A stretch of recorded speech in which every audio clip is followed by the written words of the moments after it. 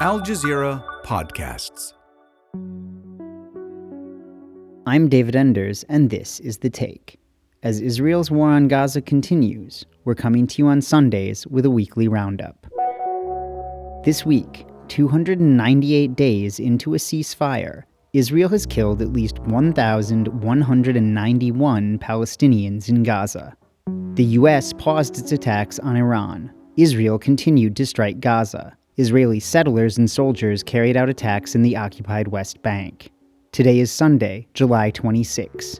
Israel has killed at least 73,305 Palestinians in Gaza since October 7, 2023. The U.S. appeared to have paused attacks on Iran on Friday and Saturday after nearly 2 straight weeks of strikes, but was maintaining a naval blockade on the country. Al Jazeera's Rosiland Jordan reported from Washington on Saturday.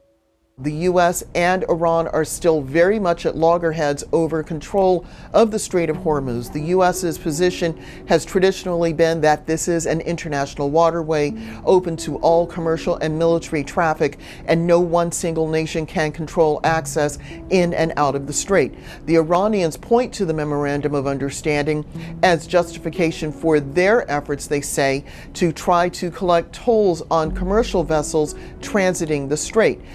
At this point, the U.S. President Donald Trump has said that it would be perhaps the U.S.'s best interest to try to gain control of the strait, but given that there are no airstrikes currently underway, it's possible that this and other points of contention between the two nations may be under discussion. In Gaza, Israeli strikes continued this week. Among the dead on Tuesday were 6 members of a single family. In addition to known fatalities, more than 11,000 Palestinians in Gaza are missing. Al Jazeera's Ibrahim al-Khalili filed a report on Wednesday about Hamada al-Banna, a man who was reunited with his family after more than a year. They believed he was dead and even held a mourning ceremony. Instead, he'd been in a coma, hospitalized, and then detained in an Israeli prison. The day that changed his life forever began with a trip to collect a bag of flour in northern Gaza. A massive explosion hit me. I was injured in several places and lost consciousness.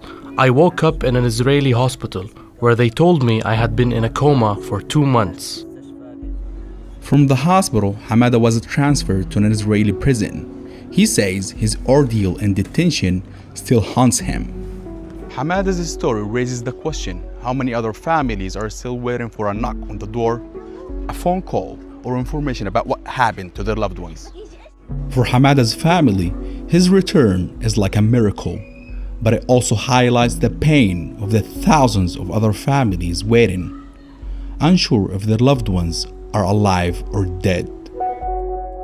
On Monday, Hamas announced it had chosen Khalil al-Hayya as the new chief of the movement after holding internal elections. He replaces Yahya Sinwar, who was killed by Israel in October 2024. On Wednesday, al-Hayya released his first public statement. Our first and clear priority is a complete cessation of the occupation's aggression, killing, and terrorizing, and the achievement of a full withdrawal from the Gaza Strip. We're here calling on the countries sponsoring the negotiation process to exert real pressure on the extremist right-wing occupation government to implement what has been agreed upon and to proceed with the transition to the next phase. 4 Palestinians were killed in the occupied West Bank on Friday as Israeli violence there escalated this week. Israeli settlers and soldiers have killed at least 1,182 Palestinians in the occupied West Bank since October 7, 2023. This is Al Jazeera's Nour Odeh reporting on Saturday. We've heard statements from countries, we've heard statements from Human Rights Watch warning of more atrocities from Israeli human rights organizations as well. But in the meantime, the ruling coalition in Israel is benefiting from this escalation because it is garnering more support from the right-wing base, especially the settler movement, the right-wing movement here in the occupied West Bank. This is especially true for Bezalel Smotrich, the Minister of Finance, who who is seen as endorsing these settler groups who have set up dozens of illegal settlement outposts, including 4 just in the past 24 hours. He's calling for revenge, for destruction of the town where the attack that killed 2 Israeli soldiers took place, because he knows this will increase his numbers at the polls leading to elections. And that's The Take for Sunday, July 26.